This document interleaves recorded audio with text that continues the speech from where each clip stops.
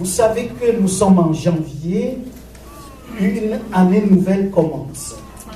Si une année nouvelle commence, c'est que l'année 2012 à peine a terminé sa carrière.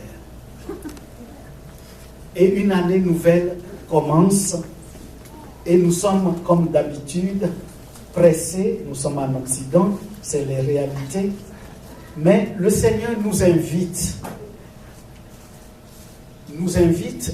à nous nourrir de sa parole. Amen. Et ce matin, nous allons aborder un thème que le Saint-Esprit a déposé dans mon cœur. Le thème de la prédication de ce matin s'intitule « Souvenirs et avenir ».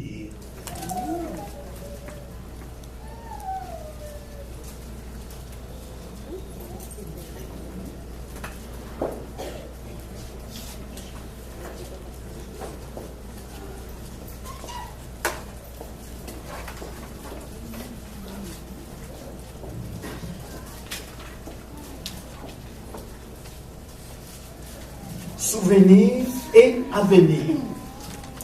Et notre thème se base sur le texte de 2 Samuel, chapitre 9, versets 1 à 8. Si vous avez vos Bibles, vous pouvez ouvrir ce passage de 2 Samuel, chapitre 9, versets 1 à 8. Sinon, vous pouvez suivre sur l'écran. Voici ce qui est écrit. David dit, reste-t-il encore quelqu'un de la maison de Saül pour que je lui fasse du bien à cause de Jonathan? Il y avait un serviteur de la maison de Saül nommé Tchiba que l'on fit venir auprès de David. Le roi lui dit, es-tu Tchiba? Et il répondit, ton serviteur. Le roi dit, n'y a-t-il plus personne de la maison de Saül pour que j'use envers lui de la bonté de Dieu? Et Tchiba répondit au roi, il y a encore un fils de Jonathan perclus des pieds. Le roi lui dit, où est-il? Et Tchiba répondit au roi, il est dans la maison de Maki, fils d'Amiel, à Lo-Débar.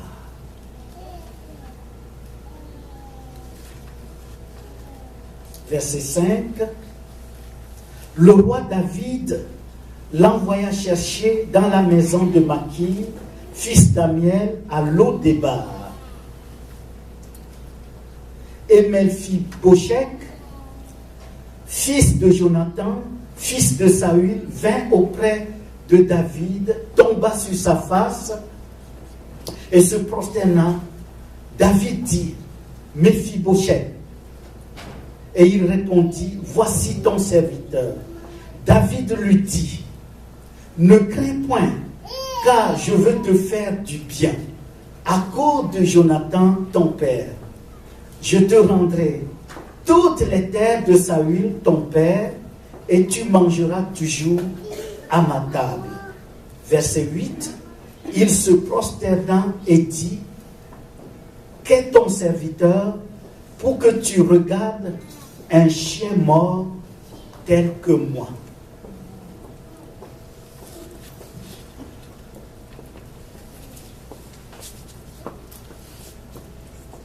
Souvenir et avenir. Il convient de savoir que notre passé a des points positifs et des points négatifs. La vie n'a pas été toujours sur les roulettes, tout n'a pas toujours baigné dans l'huile comme nous l'aurons souhaité. Qui d'entre nous, dans son souvenir, n'a pas pensé des bons moments comme les mauvais moments qui ont jalonné sa vie? Est-ce que tout a été toujours comme la lune sur la terre? Est-ce que tout a été toujours une belle vie? Nous avons tous des bons comme des mauvais souvenirs, et le passé parfois nous rattrape. Il faut regarder le passé pour pouvoir considérer l'avenir. Et ce matin, nous allons voir deux personnages d'un même pays qui sont issus de deux familles différentes. Loin vient de Bethléem, c'est David, dont le nom signifie bien-aimé. Est-ce que vous savez que vous êtes le bien-aimé du Seigneur? Amen. Le nom de David signifie bien-aimé. David vient de Bethléem, d'une famille modeste. D'ailleurs, vous verrez plus tard, en lisant 1 Samuel chapitre 20, lorsque Dieu va faire grâce à David et que David va se retrouver devant le roi Saül, David va dire, qui suis-je? Ma famille qui est presque insignifiante en Israël, et le roi me demande de prendre comme épouse sa fille. David se considérait pas comme digne à cause de la classe sociale dont il est issu. David vient de Bethléem, et Bethléem veut dire maison du pain, là où il y a le pain. La deuxième personne que nous allons voir à la lumière de notre étude ce matin, c'est Méphibosheth. Et Méphibosheth veut dire est du sang royal, bien sûr, mais lui, il vient d'une famille royale. Et son nom veut dire, écoutez bien, son nom veut dire détruisant la honte. Ouais, en hébreu, dans l'hébreu antique, le nom de Méphibosheth veut dire celui qui détruit la honte. Et Méphibosheth, lui, il vient de Jérusalem, puisque son grand-père Saül était le premier roi en Israël. Mais Méphibosheth va demeurer par la suite à Lo-Débar, qui signifie là où il n'y a pas de pain. David vient de Bethléem, là où il y a le pain, mais il n'est pas de sang royal et se considère indigne d'être au trône, d'être dans la cour royale. Méphibosheth, lui, il demeurait à Jérusalem dans la cour royale. Il est né dans un contexte royal, ayant le sang royal, mais va demeurer plus tard à Lo-Débar, qui veut dire là où il n'y a pas de pain. D'abord, voyons le souvenir de David. David a de multiples souvenirs. Le premier souvenir que nous pouvons énumérer dans la vie de David, c'est son choix. Le choix que Dieu a décidé de faire par rapport à David. David a été surpris parce que dans 1 Samuel chapitre 16, Dieu a décidé de choisir un nouveau roi pour Israël. Saül ayant désobéi à Dieu, Dieu l'a destitué. Alors, Dieu va décider de choisir un homme selon son cœur, c'est-à-dire un homme dans le cœur duquel Dieu prend plaisir. Et celui que Dieu a choisi, ce n'est pas un grand, ce n'est pas un géant impressionnant. Et lorsque le prophète Samuel a été envoyé par Dieu à Bethléem, chez le papa de David, nommé Isaïe, pour choisir un roi parmi ses fils, le prophète Samuel, avec le regard humain, va voir les frères de David qui sont bien bâtis, de haute taille, ayant une figure impressionnante. Alors tout d'un coup, le prophète a dit, certainement, celui-ci est celui que Dieu a choisi pour devenir roi en Israël. Mais Dieu répliqua et dit, au verset 17, 1 Samuel chapitre 16, pas verset 17, 1 Samuel 16, verset 7, Dieu répliqua et dit, ne te fie pas à son apparence. L'homme regarde ce qui frappe aux yeux, mais Dieu regarde où? Au cœur. Dieu ne se laisse jamais et ne se laissera jamais impressionner par le tape à l'œil. Ce que Dieu regarde, c'est le cœur. Ne vous laissez pas impressionner par personne. Celui qui doit vous impressionner, c'est le Seigneur. Alors vous ferez une bonne lecture de toute personne et de toute situation. D'ailleurs, Antoine de Saint-Exupéry, dans son livre Le Petit Prince, va dire ceci. On ne voit bien qu'avec le cœur, l'essentiel est invisible pour les yeux. Alors Dieu regarde au cœur, il ne regarde pas aux apparences.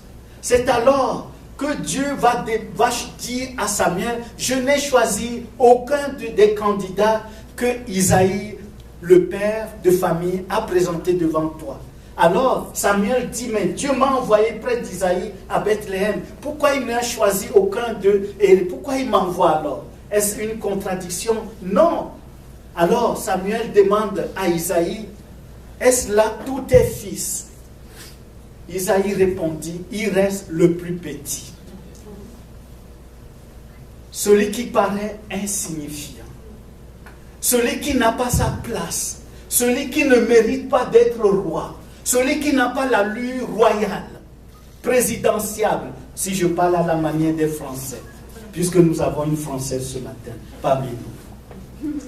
Donc, il n'y a pas un candidat convenant aux yeux de Dieu. Alors, mais aux yeux de Dieu, dans le cœur de Dieu, il y avait le plus jeune. Celui que les hommes méprisent, celui que le Père disqualifie, Seigneur, d'avance. C'est alors que le prophète Samuel dit, envoie-le chercher. David gardait le troupeau de son père et il arriva en courant. Et Dieu dit à Samuel, c'est lui que j'ai choisi. De grâce, Dieu choisit les choses folles pour confondre celles que les gens pensent sages. Dieu choisit les choses faibles pour confondre celles qui sont fortes. C'est alors que Dieu va choisir, va dire à Samuel, voici David, l'homme selon mon cœur. C'est lui que j'ai choisi. La folie de Dieu est sagesse.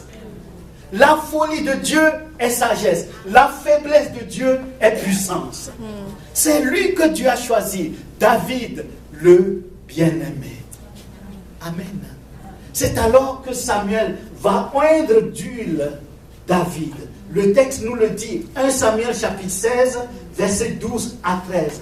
Alors l'Esprit de Dieu saisit David. Dès lors, David reconnaît et sait du fond de son cœur, puisque cela a été fait publiquement devant sa famille, qu'il est loin de l'Éternel. Celui que Dieu a choisi, celui sur qui Dieu a mis sa main, celui sur qui Dieu a investi son autorité, celui que Dieu a destiné à régner à la place de Saül. David se souvient de ce choix et ne l'oublie jamais, parce que sa vie va être jalonnée des épreuves, des circonstances douloureuses, de la persécution, nous le verrons plus loin, mais David va garder dans son cœur qu'il est choisi pour être roi. Est-ce que vous savez que vous êtes choisi par le Seigneur pour régner avec lui? Amen.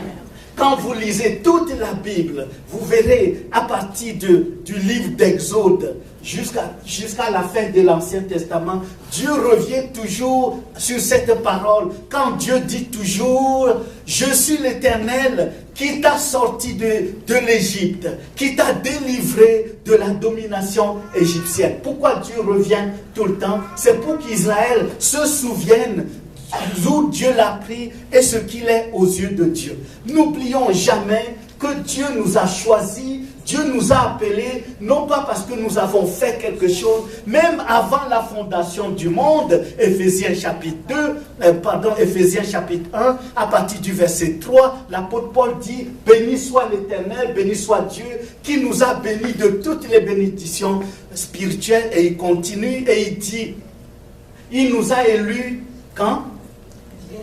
Avant la fondation du monde, avant même la création du monde, avant même notre existence, Dieu nous portait déjà dans son cœur. Oh, qu'est-ce que nous sommes des chouchous du Seigneur. Est-ce qu'il y a des chrétiens comme plein reconnaissant au Seigneur? Parce qu'il faut en être fier. Dieu nous a choisis avant la fondation du monde. Et ce choix, Dieu l'a fait sans nous consulter, sans consulter qui que ce soit. Il a fait de sa propre initiative. Est-ce que vous pensez qu'il nous ayant choisi, il va nous laisser en route? Nous sommes à lui, nous sommes des princes et des princesses. David se souvient de ce choix, le jour où Dieu lui a démontré concrètement qu'il a choisi et l'a destiné pour régner. Alors la conduite de David va être définie par ce choix. David sachant qui il est, bien-aimé du Seigneur, choisi par Dieu, toutes les circonstances qui vont entraver la vie de David va rester confiant parce qu'il sait que Dieu l'a choisi. Un point, c'est tout. Amen. Vous savez que nous pouvons être chrétiens et puis vivre dans l'inquiétude, dans l'agitation.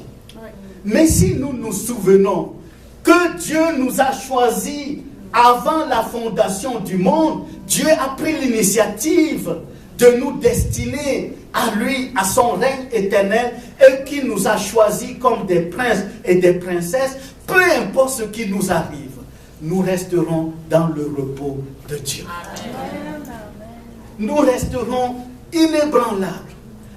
Que les gens parlent, que les gens pensent, ce que les gens disent. Et alors, Dieu nous a choisis. Amen. Est-ce qu'il y a un peuple heureux ici? Amen. Amen. Alors, marchons dans le repos de Dieu. David va marcher dans cette attitude de repos de Dieu. Deuxième souvenir de David, la fidélité de Dieu. En vertu de quoi? Lorsque David a été au front face aux Philistins, puisqu'il y a un Goliath dans 1 Samuel chapitre 17, puisqu'il y a Goliath qui était là, qui injuriait le peuple d'Israël, David ne pouvait pas supporter que le peuple de Dieu soit ainsi humilié, puisque l'armée israélite avait peur des Philistins, surtout de Goliath. Alors David, ayant entendu cela, ne pouvait pas supporter, parce qu'au peuple d'Israël est attaché le nom de Dieu. Vous savez que quand vous vous attaquez à l'église de Dieu, vous vous attaquez pas aux hommes, vous vous attaquez à qui? À Dieu. Vous allez me dire, mais où est-ce que c'est écrit? Oui, la Bible s'explique toujours par elle-même. Acte chapitre 9, Acte chapitre 9, versets 1 à 5. Saül, donc Saul, Paul, qui va devenir l'apôtre Paul, mettait les chrétiens où? En prison, hommes et femmes.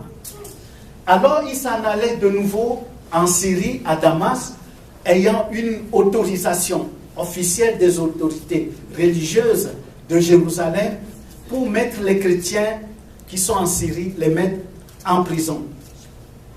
Mais qu'est-ce que le Seigneur fait? Le Seigneur croise le chemin Saul, donc Paul, et lui dit ceci, Saul, Saul, Saul, pourquoi me persécutes-tu? Et Paul dit, mais je n'ai pas persécuté le Seigneur, c'est les chrétiens que je mets en prison. Mais le Seigneur lui dit, tu me persécutes. Pourquoi? En s'en prenant au peuple de Dieu, tu t'en prends à Dieu. Alors David ne peut pas supporter cela. Voilà pourquoi il va s'avancer pour combattre Goliath. 1 Samuel chapitre 17.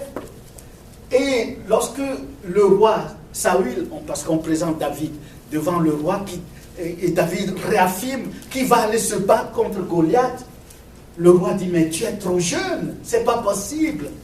Mais David va dire ceci, il va se souvenir de la fidélité de Dieu. Verset 37, je gardais le troupeau de mon père.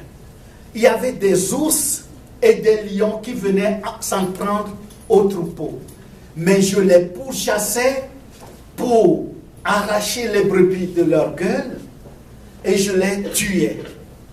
David tuait les ours et les lions qui venaient attaquer le troupeau de son père. Et David va dire ceci, l'Éternel qui m'a donné la victoire, qui m'a amené à vaincre, à tuer l'ours et le lion, le même Éternel, puisqu'il n'a pas changé, sera avec moi. Et avec lui, je vaincrai le Philistin. J'abattrai Goliath.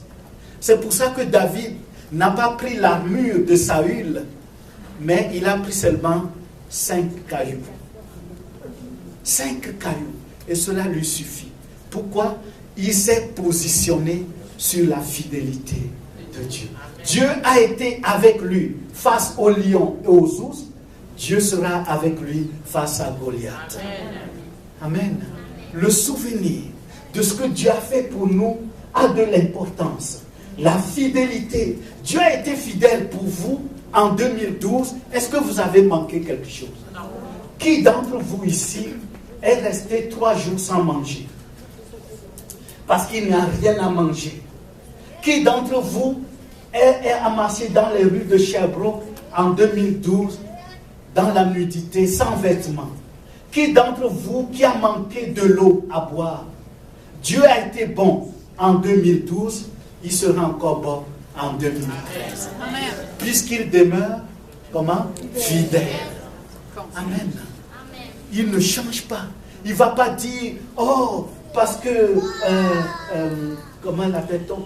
Parce que Colette n'a pas bien peigné ses cheveux, alors je vais pas lui.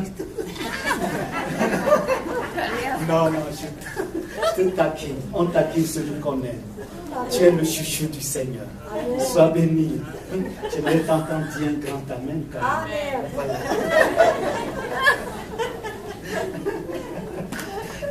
Dieu ne va pas changer parce que nous changeons. Non. Si nous sommes infidèles, dit la parole de Dieu, comment? Dieu, lui, il demeure fidèle. Alléluia. David a le souvenir de la fidélité de Dieu. 3e souvenir de David, c'est la persécution et toutes les tentatives de Saül perpétrées contre lui. Le roi Saül était tellement jaloux de David qu'il voulait à tout prix, par tous les moyens, mettre David à mort. Parce que David a remporté la victoire face à Goliath, il a triomphé, et comme les femmes ont beaucoup de zèle pour le Seigneur, oui, c'est une qualité, soulignons-le. Alléluia. Les femmes ont beaucoup de zèle pour le Seigneur. Elles ont chanté, Saül a tué combien? 1000, David a tué 10 000. Alors tout d'un coup, Saül est pris de jalousie, va chercher par tous les moyens pour éliminer David. David a le souvenir de ces temps difficiles où il se promenait de campagne en campagne. Il vient de la maison du pain, il vient de Bethléem et il se retrouve dans la forêt, dans la jungle. Et il doit fuir jour et nuit parce que sa vie était en danger. David n'a pas oublié ça. Il a ce souvenir douloureux. Et mais rattaché à ce souvenir douloureux, il se souvient de la bonté de Dieu. Amen. Il se souvient que Dieu l'aime. Voilà pourquoi il a écrit dans le psaume 18, qui est le panorama de l'histoire du roi David. David va écrire ceci: je t'aime, ô Éternel. Tu es mon refuge, ma haute retraite, mon libérateur, mon bouclier, le Dieu en qui je trouve mon refuge, ma haute retraite. Et il va dire, verset 20, psaume 18, verset 20, il m'a mis au large parce qu'il m'aime.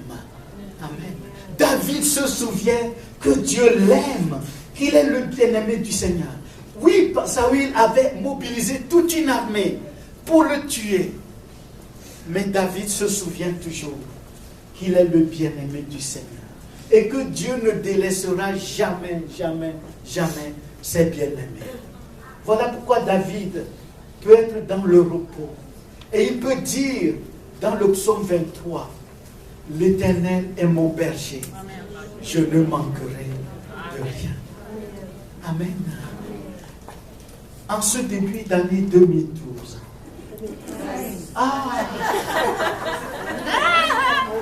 On est le combien? Le 27. Vous écoutez vraiment. En ce début d'année 2013, prenons la décision de s'arrêter et de passer en revue les souvenirs de notre passé, les bons comme les mauvais. Attention, non pas pour fixer le regard sur ce qui nous a détruits, afin de considérer et de réaliser combien Dieu est bon envers nous. Amen. Combien Dieu est bon envers nous. Je vais vous en conter un souvenir que j'ai eu dans mon enfance. Dans la région où je viens, est-ce que vous connaissez les phacochères? Les phacochères, c'est des cochons sauvages. Et dans la région d'où je viens, les phacochères de cette région sont très longues et ont des défenses. Ils ont beaucoup blessé et détruit beaucoup de populations. Alors, un jour, j'étais enfant, j'étais avec ma maman. Et ma maman m'a porté au dos et m'a amené dans les plantations de manioc. Adjuka pour les hispaniques. Adjuka. Alors, c'est avec le manioc qu'on fait le tapioca. C'est bon? Alors ma maman m'a porté au dos avec mes tantes. Mais arrivé dans la plantation du manioc, les phacochères se sont établis. Alors, j'ai paniqué, je ne savais pas parce que mes tantes ont raconté ça à mon épouse. Alors, tout d'un coup, j'ai pleuré en tant que bébé, en tant qu'enfant. Alors, quand j'ai pleuré, au lieu que les phacochères reçoivent le signal qu'il y a du monde et qu'ils viennent attaquer, donc tuer ma maman, tuer mes tantes, me tuer, le Seigneur fait le miracle. Mes pleurs les ont fait fuir. C'est pour ça que vous me voyez devant vous aujourd'hui.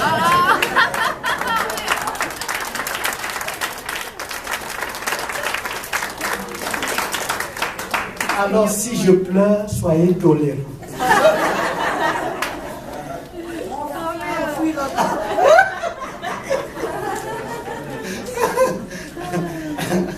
Alors mes pleurs ont fait fuir. Mes pleurs ont fait fuir l'ennemi. Alors quand on était mariés, ma femme voulait connaître la famille, aller au Togo. On est allé, alors mes tantes ont raconté ce qui s'était passé quand j'étais bébé. Dieu a été bon sinon vous ne m'aurez pas connu. Les phacochères m'auraient exterminé. Mais dans sa grâce, il a veillé sur moi. Il a veillé sur ma maman, il a veillé sur mes tantes, il a veillé sur moi, il a veillé sur nous. Alléluia. Amen. Prenons le temps de passer en revue les souvenirs.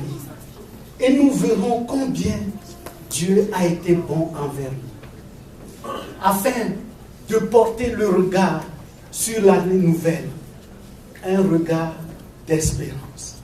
Sachant, comme le dit si bien le prophète Jérémie dans Lamentation chapitre 3, versets 19 à 26. Les bontés de l'Éternel ne sont pas épuisées et ses compassions ne sont pas à leur terme. Elles se renouvellent chaque matin.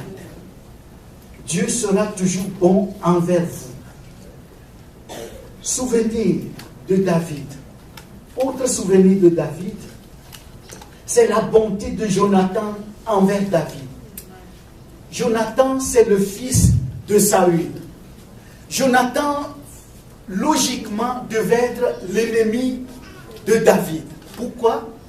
Parce que si vous suivez bien l'histoire, dans la monarchie française, la monarchie anglaise, la monarchie autrichienne, la monarchie espagnole, la monarchie de la Bavière en Allemagne, toutes ces monarchies, lorsque un de leurs princes prend le pouvoir, prend la succession, il veille à se venger de tout ce qui s'était opposé au roi, c'est-à-dire à leur famille royale. Mais chose étonnante, lorsque Dieu a choisi David, Saül avait des filles aussi des fils, et l'un de ses fils s'appelle Jonathan, et le nom de Jonathan en hébreu c'est Jonathan, qui veut dire ce que Dieu a donné. Dieu a donné Jonathan à Saül, mais il a donné aussi à David. Jonathan, qu'on appelle en français Jonathan va user envers David la bonté. Pourquoi? Parce que Saül avait monté de toutes pièces sa stratégie pour éliminer, mettre fin à la vie de David, excusez-moi. Mais Jonathan était épris de compassion, de bonté, de miséricorde envers David.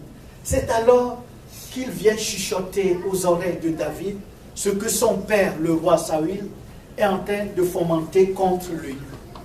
Et Jonathan va rapporter à David tout ce que son père fait. Jonathan va même prendre l'initiative de vanter David devant son père, afin que son père change d'idée de mettre fin à la vie de David. Jonathan va user de compassion, d'amour envers David. David ne va jamais oublier ça. C'est dans 1 Samuel chapitre 19, versets 1 à 7. L'autre souvenir que David a, c'est la loyauté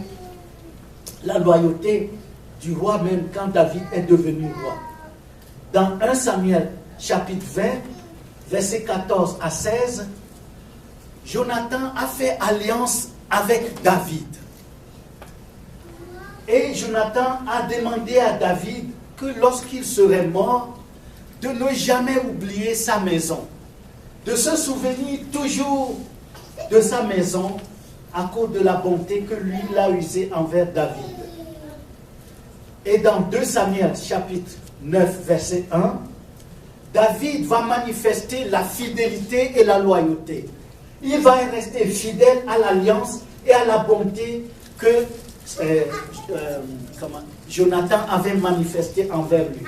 Voilà pourquoi il dit ceci, 2 Samuel chapitre 9 verset 1. Y a-t-il encore quelqu'un dans la maison de Saül? Y a-t-il encore un descendant de Saül pour que je lui fasse du bien? À cause de qui? À cause de Jonathan. Jonathan était bon envers David David va se souvenir et va chercher à honorer Jonathan. Et le fils de Jonathan va bénéficier de la bonté de David. Dimanche prochain, nous allons examiner, toujours à la lumière des Saintes Écritures, la vie de Méphibosheth. Quels sont ses souvenirs à lui et comment lui il regarde l'avenir. Je terminerai avec cette parole. David va regarder l'avenir avec beaucoup d'espérance. Et il va écrire dans le psaume 23, verset 6. Psaume 23, verset 6. Oui, le bonheur et la grâce m'accompagneront tous les jours de ma vie et j'habiterai dans la maison de l'Éternel jusqu'à la fin de mes jours. Voilà comment David regarde l'avenir. Dieu est fidèle, Dieu est bon, il est le bien-aimé du Seigneur. Voilà pourquoi il réaffirme et proclame que le bonheur et la grâce l'accompagneront de temps en temps, quelques jours, occasionnellement, non, tous les jours de sa vie. Amen. Amen. Que la grâce, le bonheur nous soient multipliés. Amen. Durant l'année 2013 et tous les jours de notre vie. Amen. Que Dieu nous bénisse. Amen. Bonne année. Amen. Sur le deuxième livre du prophète Samuel, au chapitre 9, où nous allons voir le souvenir et l'avenir. Le souvenir de deux personnages dans un contexte royal, dans la monarchie de l'histoire du peuple d'Israël, qui fait suite à ce que Dieu disait à son peuple, puisqu'on l'a vu aimer Dieu avant tout, par-dessus tout et après tout, où Dieu préparait son peuple à l'aimer, à s'attacher à lui, à s'attacher à sa parole, parce qu'une fois entré dans la terre promise, il y avait trois catégories d'ennemis qui attendaient Israël. Et la première catégorie, vous vous en souvenez, ce sont les géants, ces peuples, ces multitudes de peuples qui sont bien armés jusqu'aux dents, barricadés dans des villes fortifiées, alors qu'Israël n'avait pas une armée toute faite, puisqu'ils sont à la traversée du désert. Leur seul secours, leur appui, c'est l'Éternel des armées, celui pour qui la victoire est acquise, parce qu'il est le Dieu de la victoire. Amen. Le peuple d'Israël devait confronter d'autres formes d'ennemis, l'influence spirituelle, parce que le peuple va être en proie à des fluctuations, des changements, sans tenir ferme dans la parole de Dieu. Si le peuple ne s'accroche pas à Dieu, n'est pas enraciné dans la parole de Dieu, elle va être en proie à l'influence pour commencer à imiter ces peuples qui font passer même leurs propres enfants par le feu, qui sacrifient leurs enfants à leurs idoles. Ce peuple qui adore des multitudes de divinités, ces peuples qui consultent les voyantes, qui interrogent des esprits de mort. Le peuple devait se préserver de ces choses, mais pas à une seule condition, si elle est à rester attachée à son Dieu, vouée à l'amour pour Dieu, par Dieu et pour Dieu, vouée à la parole de Dieu. Et l'autre, la troisième catégorie d'ennemis qui attendait le peuple d'Israël, c'est Israël lui-même, le peuple lui-même. Parce que notre pire ennemi, souvent on met tout sous le dos du diable, c'est nous-mêmes, disait un grand prédicateur européen. Puisque le peuple le peuple lui-même va réclamer de Dieu un roi. Et le premier roi qu'Israël va avoir, c'est le roi Saül. Et nous connaissons l'histoire, comment Saül va mal finir. Mais Saül va avoir une descendance, Méphibosheth, et c'est ce que nous allons voir aujourd'hui, David et Méphibosheth. Voici ce qui est écrit dans 2 Samuel, chapitre 9, du premier verset jusqu'au verset 8. Vous pouvez suivre le texte sur l'écran. Voici ce qui est écrit.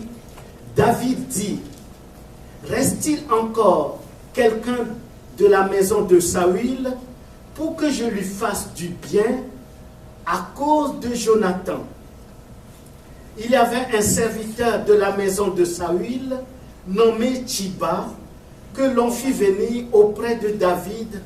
Le roi lui dit, « Es-tu Tchiba » Et il répondit, « Ton serviteur. » Le roi dit, « N'y a-t-il plus personne de la maison de Saül pour que j'use envers lui de la bonté de Dieu ?» Et Tchiba répondit au roi, « Il y a encore un fils de Jonathan perclus de pieds. » Donc, quelqu'un qui a les pieds dysfonctionnels. Le roi lui dit, « Où est-il » Et Tchiba répondit au roi, « Il est dans la maison de Maki, fils d'Amiel, à Lo-Débar. » Le roi David l'envoya chercher dans la maison de Maki, fils d'Amiel, à Lo-Débar. Et Méphibosheth, fils de Jonathan, fils de Saül, vint auprès de David, tomba sur sa face et se prosterna. David dit, Méphibosheth. Et il répondit, voici ton serviteur. David lui dit, ne crains point, car je veux te faire du bien à cause de Jonathan ton père. Je te rendrai toutes les terres de Saül ton père, et tu mangeras toujours à ma table. Il se prosterna et dit, qu'est ton serviteur pour que tu regardes un chien mort tel que moi? Mes bien-aimés, deux personnages dans un contexte royal. Méphibosheth, dont le nom vient de l'hébreu antique, qui veut dire détruisant la honte. Méphibosheth est appelé par ses parents Méphibosheth parce qu'il le voit plein d'avenir, celui qui peut, peut-être après leur mort, après leur défaite, celui qui peut porter l'étendard de la royauté que Dieu a donnée à Saül. Nous savons que son grand-père, Saül, a mal fini son règne. Dieu l'a rejeté parce qu'il a désobéi à Dieu. Il a fait ce qui est désagréable aux yeux de l'Éternel et Dieu l'a destitué.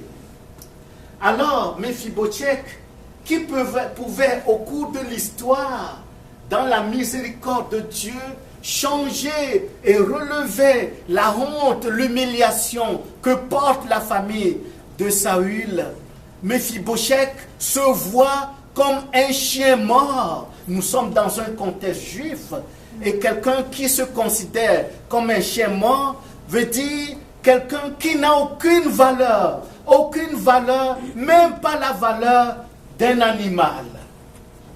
Celui qui pouvait détruire la honte de la lignée royale de Saül, maintenant porte sur lui l'opprobre, c'est-à-dire une honte publique. Il n'est pas un sujet de réjouissance, un sujet où on peut dire, au moins, lui, il sort du lot et il peut sauver la face de son grand-père Saül.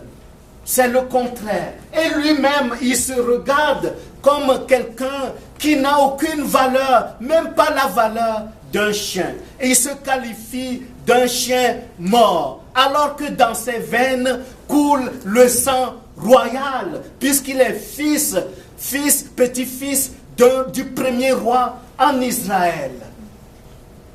Comment te regardes-tu? Comment te considères-tu? Vous savez, la façon dont nous nous considérons définit aussi la façon dont nous parlons. La façon dont nous nous considérons définit aussi la façon dont nous nous conduisons.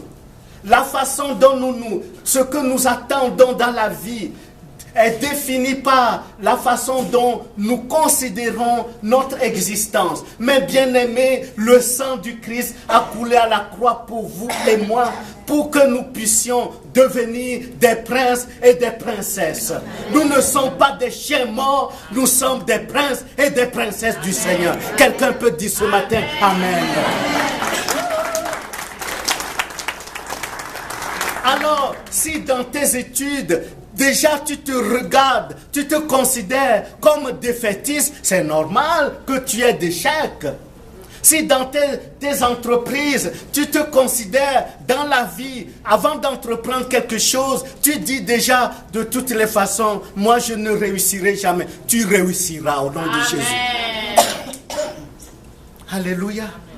La façon dont nous nous considérons définit aussi ce que nous sommes et ce qu'est notre vie. Mephibosheth, remarquons que lorsque le roi David demande, y a-t-il quelqu'un de la lignée de Saül pour que je lui fasse du bien? Et lorsque David cherche une descendance de Saül, on lui informe que la descendance de Saül se trouve à Lo-Débar. Lo-Débar vient de l'hébreu antique, qui veut dire l'endroit où il n'y a pas de pain. Alors que David, lui, il sait d'où il vient. David, lui, il vient de Bethléem. Bethléem veut dire la maison du pain. Amen. Notre Seigneur Jésus dit, je suis le pain de vie descendu du ciel. Où est-ce que Jésus est né? Le Seigneur Jésus est né à Bethléem. Dieu ne t'a pas destiné à la malédiction, mais il t'a destiné à la bénédiction. Amen. Dieu ne t'a pas destiné à Lo-Débar, mais le Christ est né à Bethléem afin de te donner le pain de vie et afin que tu vives éternellement et que tu règnes avec le Seigneur. Quelqu'un peut dire ce matin, Amen. Amen. David, quant à lui, il sait qui il est. Son nom veut dire bien-aimé. Alléluia. Et sa conduite va être définie par la façon dont il se considère.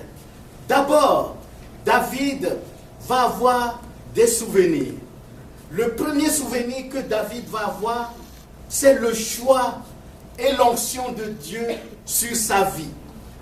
David n'a jamais oublié, selon 1 Samuel chapitre 16, versets 12 à 13, David n'a jamais oublié qu'il est choisi par Dieu, oint par Dieu, établi par Dieu, destiné par Dieu pour régner sur Israël.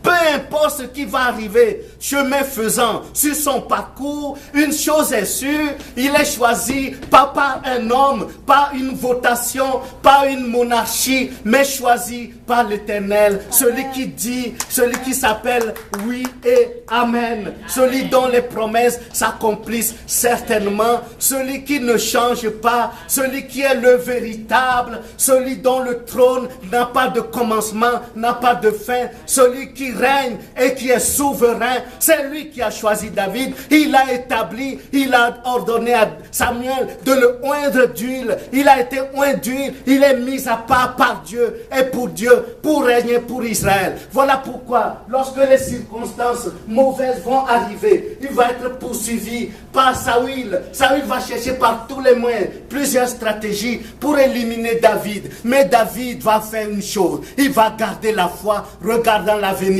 avec assurance. Amen. Amen.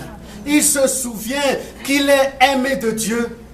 Il se souvient qu'il est choisi par Dieu. Pourquoi promènes-tu des regards inquiets? Pourquoi tant d'inquiétude dans ta vie?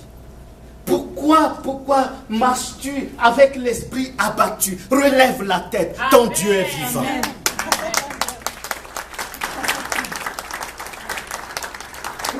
la tête. Ton Dieu est vivant. Je me souviens lorsque nous étions arrivés de la Suisse et qu'on faisait les démarches pour ma femme, pour son travail, il y avait tellement d'obstacles. Et ma femme me disait, c'est pas possible. J'appelle tout d'un coup, la première chose, la personne qui répond au téléphone, il me pose la question, qu'est-ce que tu veux? Je lui exprime que je viens de la Suisse, je suis médecin, je voulais faire les démarches pour l'ordre des médecins. Tout de suite, la personne dit des paroles négatives, la décourage. Mais bien aimé, je me suis appuyé sur la parole de Dieu, Ésaïe 45, où le Seigneur dit, j'ouvre, je romps les verrous de fer, je brise les portes d'airain, où la parole de Dieu dit encore, Apocalypse chapitre 3, versets 8 et 9, où Dieu dit, je connais tes œuvres, je sais que tu as peu de puissance, mais j'ai mis devant toi une porte ouverte que personne ne peut fermer, où Dieu dit, je tiens la clé de David, c'est la clé de l'autorité royale, j'ouvre et personne ne peut fermer. Alors le Seigneur, c'est lui qui ouvre les portes. Alors je me suis appuyé sur sa parole. Mais bien aimé, vous pouvez dire, peu importe ce que vous pouvez penser, j'étais chez moi, quand ma femme me dit le téléphone sonne, elle prend le téléphone et c'est le ministère de la Santé qui l'appelle pour qu'elle commence à faire sa spécialisation. Et nous sommes au milieu de vous. Que Dieu vous bénisse. Amen.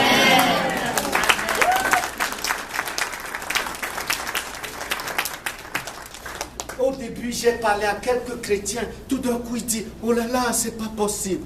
Et je me suis éloigné d'eux. Des gens qui n'ont pas de foi, qui te détruisent. Il faut savoir à qui parler. Amen. Tout d'un coup, je partage. Je me suis dit, ils vont me dire, oui, on va prier. Rien n'est impossible à notre Dieu. Nous sommes destinés à la bénédiction. Tout d'un coup, les paroles que j'entends, c'est des paroles négatives. Des paroles qui allait m'abattre, amener dans ma vie un esprit d'abattement. Mais au nom de Jésus, je refuse l'esprit d'abattement.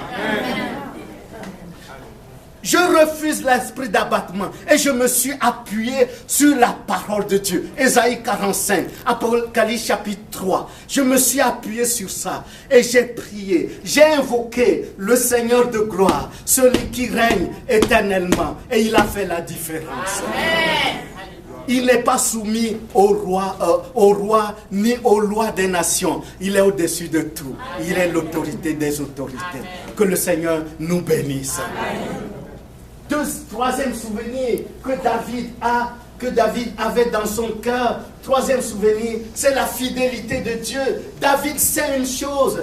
Dieu ne change pas. Dieu ne ment pas. Dieu ne change pas David, puisque David a vu comment Dieu a été avec lui lorsqu'il a fait front à Goliath. Il dit même dans 1 Samuel chapitre 17 verset 37, David dit ceci au roi Saül. Lorsque Saül le regarde de haut et lui dit, mais tu es trop jeune, tu ne peux pas aller combattre Goliath. David lui dit ceci, je gardais le troupeau de mon père. Mon père avait des troupeaux que je gardais en tant que petit garçon, berger du troupeau de mon père. Il y avait des ours, il y avait des lions qui s'en prenaient aux brebis, mais je les poursuivais parce que Dieu est avec moi. J'ai brisé la gueule des lions et de l'ours et j'arrachais de leur gueule les brebis qu'ils emportaient avec eux. Et David dit ceci, l'Éternel qui a été avec moi va être avec moi face à Goliath. Et Dieu va faire la démonstration de sa fidélité. Dieu a été bon envers vous l'année 2012. Il va être encore bon durant l'année 2013. Amen. Et même vous pouvez lui demander de donner plus. Amen. Ah oui. Et s'il vous plaît,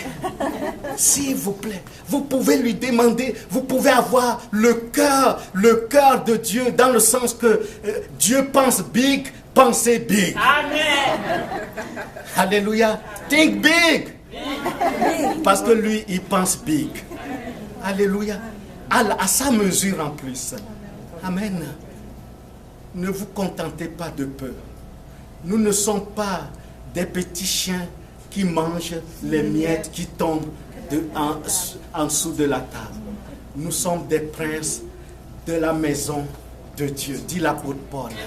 Éphésiens chapitre 2, Éphésiens chapitre 2, versets 18 et 19. Vous n'êtes plus des gens du dehors, mais vous êtes des enfants de la maison de Dieu, concitoyens des saints. Ce qui est sur la table, c'est à vous. Est-ce que vous pensez que Dieu va dire, oh, si je lui donne tout cela, il va en manquer à ma connaissance, selon les Saintes Écritures?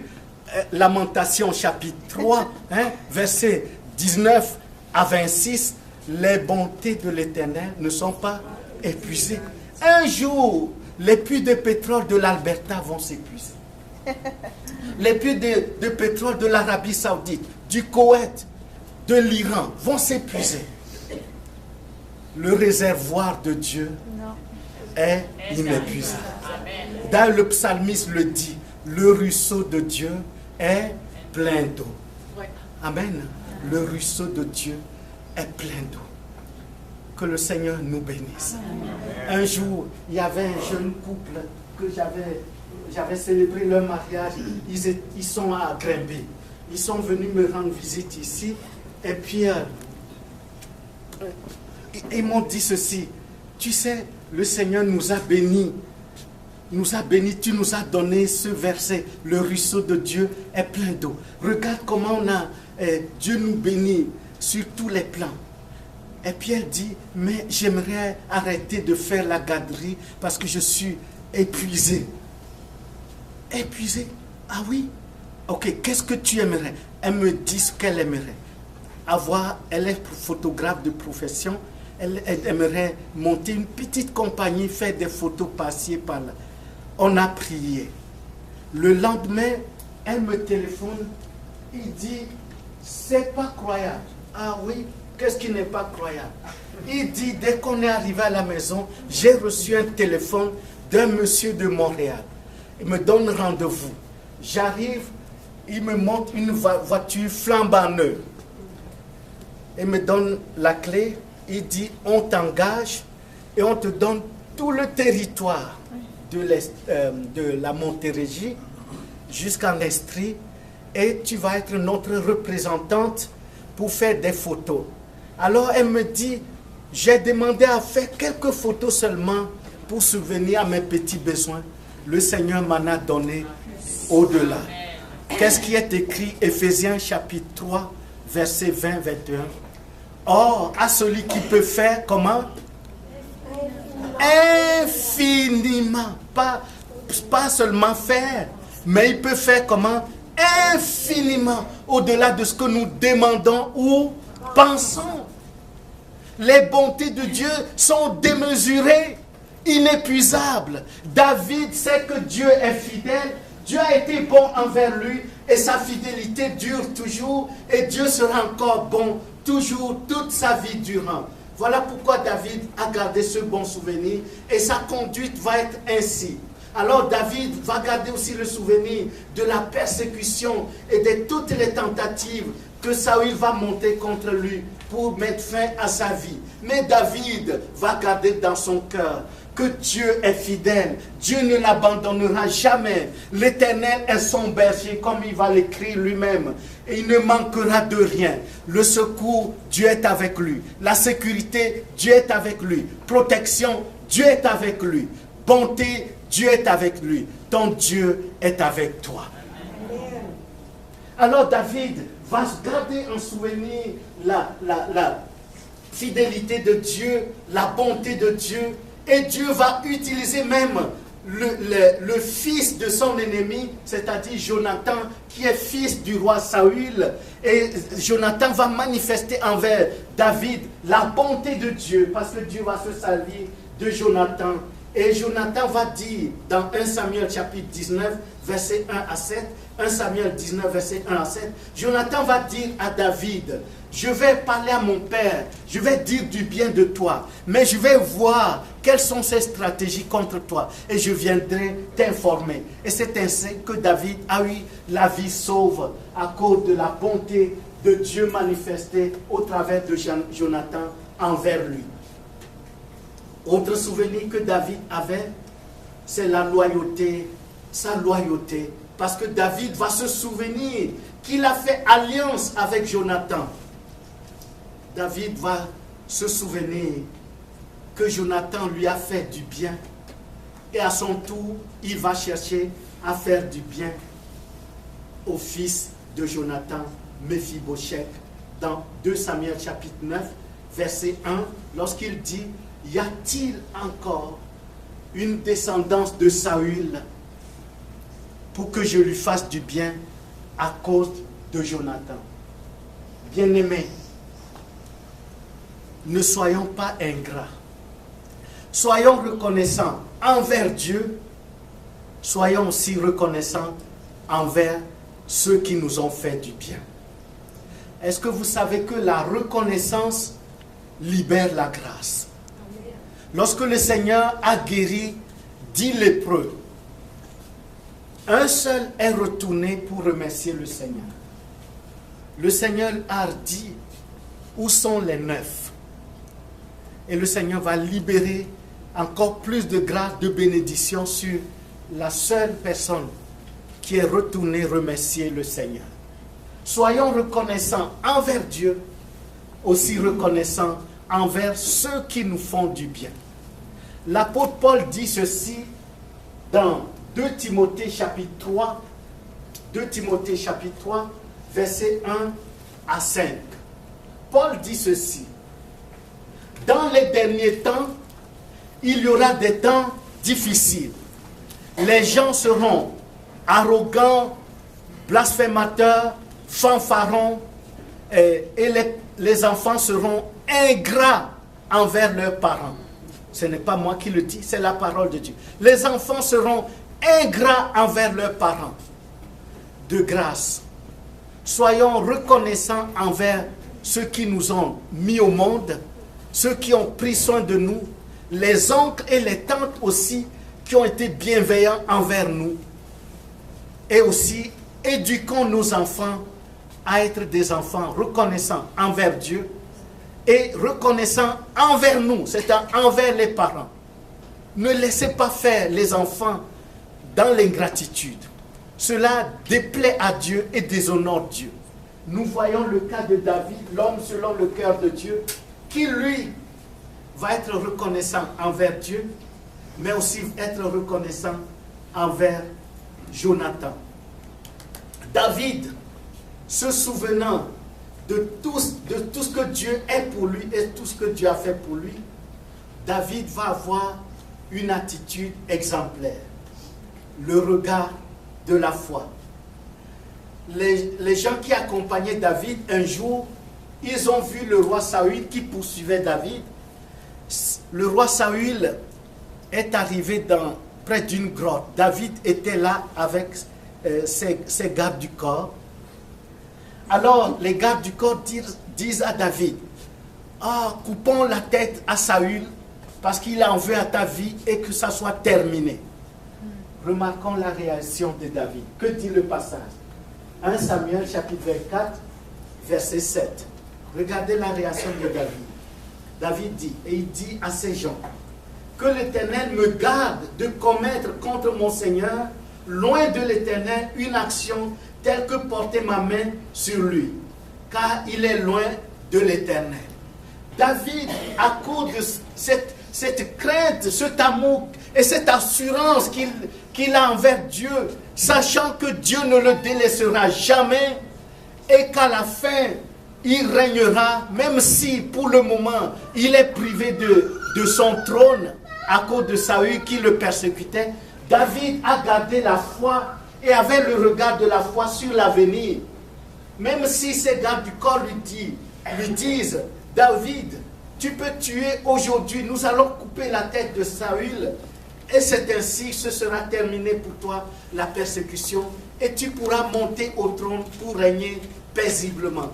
Mais David avait le regard sur l'avenir avec foi, avec certitude, que Dieu ne le délaissera jamais, que Dieu ne changera jamais d'avis, que Dieu reste fidèle, que Dieu demeure fidèle envers lui-même et envers ce qu'il a promis. Dieu a promis à David qu'il régnera. Alors David n'a pas cherché par ses propres moyens pour y parvenir. Voilà pourquoi il s'est gardé de faire du mal, de mettre de mettre à mort celui que Dieu a choisi. Même si Saül est rejeté par Dieu, il demeure loin de l'Éternel. Alors voilà pourquoi David regarde l'avenir avec foi et se garde de commettre le crime. David, ayant le regard sur l'avenir, va voir l'avenir avec un regard de foi et de bénédiction. Vous êtes destinés au bonheur. Ah oui. Pour ceux qui sont mariés, il y a 7 fondements dans le mariage. Dans les 7 fondements du mariage, il y a le bonheur. Et le bonheur se trouve dans Genèse chapitre 2, verset 15. Genèse 2, verset 15. Et qui dit bonheur, dit 2 choses. La première chose, c'est la satisfaction. Le bonheur évoque la satisfaction. Celui qui vit le bonheur, vit la satisfaction. Qu'est-ce qui fait notre bonheur? Ce n'est pas la nouvelle voiture de l'année. Ça, c'est l'illusion. Le bonheur, c'est le Seigneur. Amen. La présence du Seigneur, c'est notre bonheur. Voilà pourquoi lorsque les Colossiens cherchaient d'autres alternatives pour parvenir, je ne sais pas à quoi, Paul leur écrit et leur dit ceci, Colossiens chapitre 2, verset 10. Vous avez quoi? Tout pleinement en Christ. Nous avons tout pleinement en Jésus-Christ. Ce n'est pas ailleurs, ce n'est pas dans d'autres choses. C'est en Christ que nous avons la pleine satisfaction, la plénitude de la bénédiction, la présence de Dieu. C'est le Seigneur qui est notre bonheur. Amen. Ce qui en découle, ce n'est que les conséquences de la présence de notre Seigneur dans notre vie. La voiture de la nouvelle année, l'année ne fera pas notre bonheur. Jésus fait notre bonheur et lui, il peut nous donner une voiture. Amen. Jésus fait notre bonheur, alors il ne permettra pas que tes lunettes soient brisées. Allez, pasteur.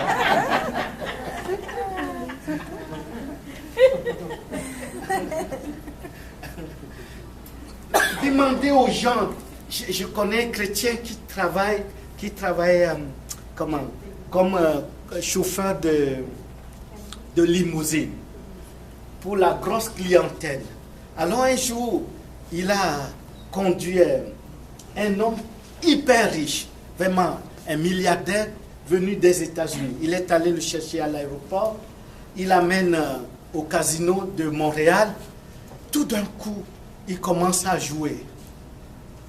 À tel point que les responsables du casino ont eu peur parce que des centaines de mille qui passent et continuent à jouer. À un moment donné, ils sont allés le voir parce qu'ils ont tellement vu des gens tout perdre, des Asiatiques qui sont venus jouer. Ils ont tout perdu et ils sont sortis du casino en mettant fin à leur vie. Pourquoi? Parce que l'argent ne fait pas du bonheur. Dieu peut nous bénir dans sa grâce, il peut nous donner des ressources financières. Mais ce n'est pas les ressources financières qui font notre bonheur. Les ressources financières, ce sont les conséquences de notre bonheur, c'est-à-dire notre source de bonheur qu'est le Seigneur. Amen. Quand David dit « le bonheur et la grâce m'accompagneront tous les jours de ma vie », il précise « j'habiterai où? Dans la maison de mon Dieu, de l'Éternel ». La présence de l'Éternel, notre Dieu, fait la différence. C'est lui notre bonheur. Voilà pourquoi le psalmiste dit dans le psaume 72, je pense que c'est 72, au verset 28, il dit « Pour moi, m'approcher de Dieu, c'est quoi? C'est mon bien. Ma satisfaction, c'est la présence de Dieu dans ma vie. Le Seigneur est notre bonheur. C'est lui qui est avec nous. C'est lui qui est en nous. et c'est en lui que nous avons la pleine satisfaction. Voilà pourquoi je dis aux couples, n'allez pas chercher top modèle à Las Vegas.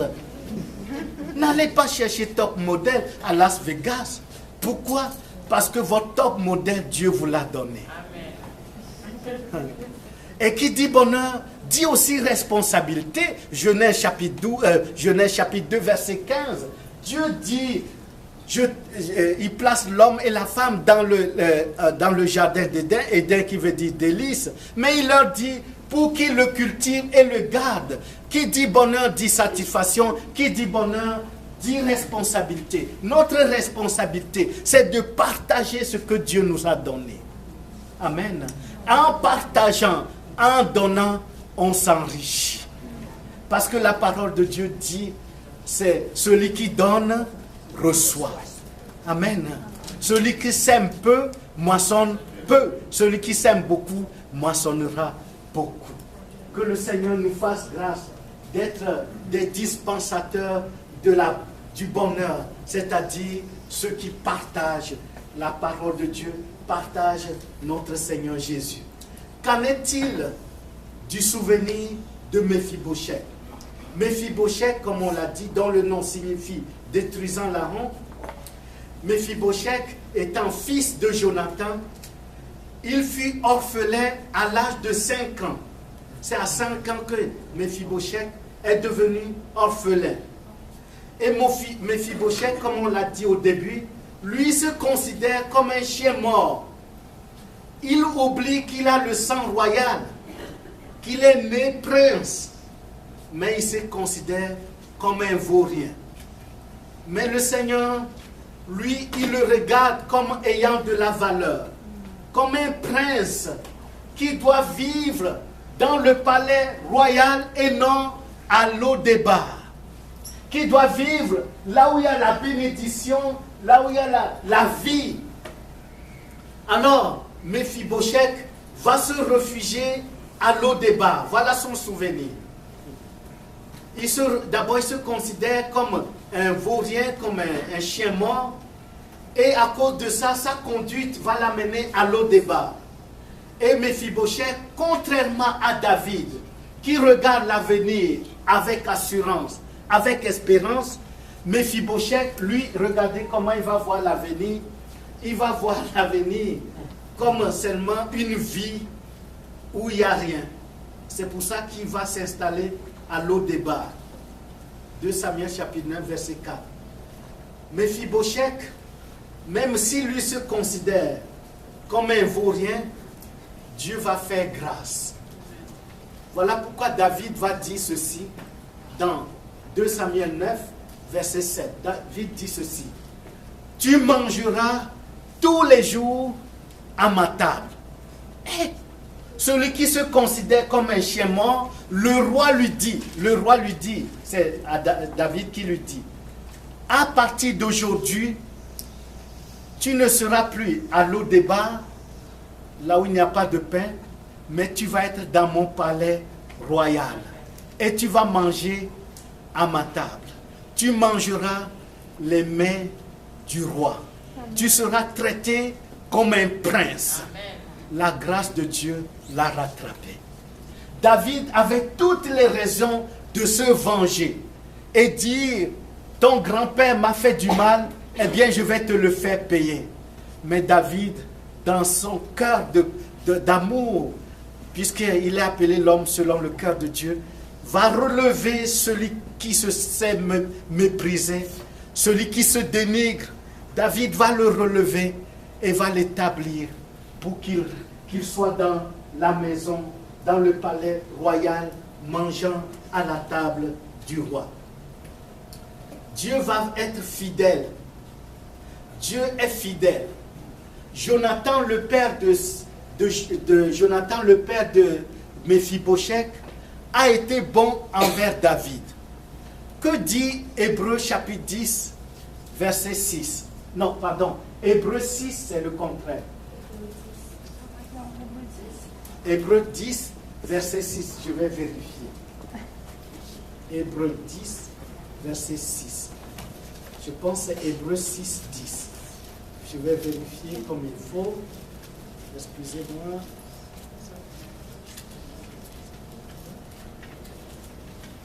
Hébreux 6. Je pense que ça doit être Hébreux 6, 10.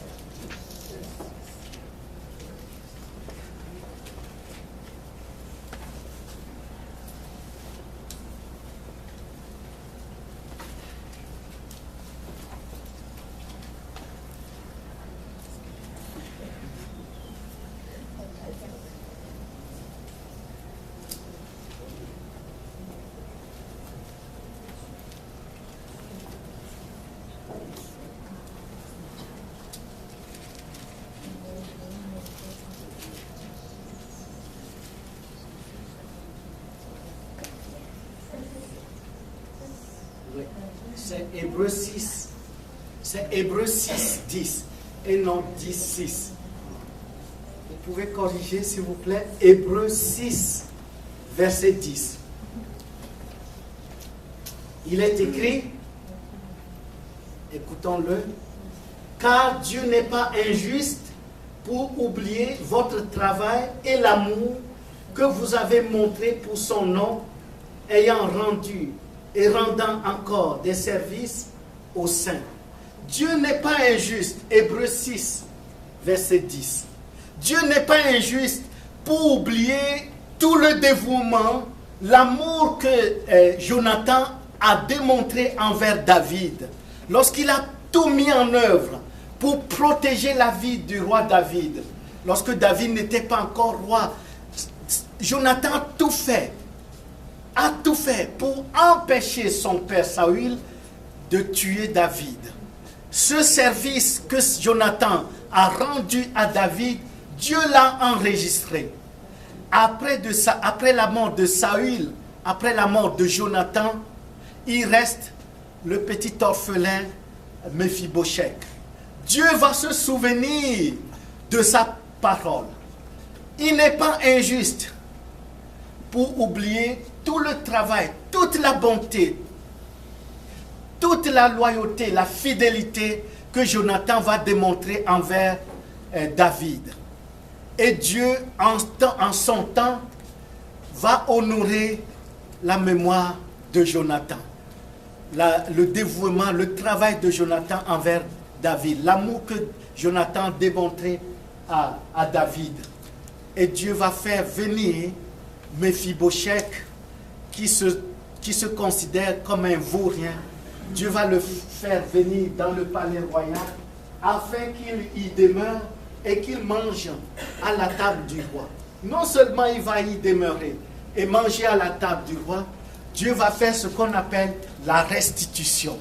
Toutes les terres, tous les biens qui appartiennent au roi Saül, Dieu va se servir de David. Et David va dire ceci: je te redonne toutes les terres de ton grand-père Saül. Dieu n'est pas injuste, mais bien-aimé, dans la mesure que cela dépend de vous, continuez à faire du bien aux enfants de Dieu. Bénissez les enfants de Dieu. De toute manière, pas seulement en parole. Si vous avez les possibilités, aidez. Si vous avez la possibilité qu'un enfant de Dieu cherche du travail, ou si vous avez la possibilité, prenez son CV, parlez à votre boss en sa faveur. Dieu vous le rendra. Saül et Jonathan sont morts. Des années plus tard, Dieu va se souvenir de ce que Jonathan fait pour David. Et Dieu va honorer Jonathan en bénissant Méphibosheth. Alléluia. L'année 2012 a à peine fini sa carrière. Nous sommes en 2013. Considérons attentivement tout ce que Dieu a déjà fait pour nous. Considérons que les bontés de Dieu ne sont pas épuisées. Considérons que Dieu demeure fidèle. Même si vous voyez l'adversité, même si vous voyez l'opposition, même si vous voyez un avenir sans issue, même si vous voyez votre horizon saturé d'ombre, gardez la foi. Comportez-vous comme David. regardant l'avenir avec assurance, sachant que votre Dieu est vivant. Alors le bonheur et la grâce vous accompagneront. Pas de temps en temps, pas seulement en 2013, mais tous les jours de votre vie. Et vous écrirez comme David, loué soit l'Éternel. Je t'aime, ô Éternel, psaume 18. Le Seigneur m'aime, il m'a mis au large. Psaume 18, verset 20. Et que Dieu continue à vous faire du bien. Que le nom du Seigneur soit béni. Acclamons le Seigneur pour ça.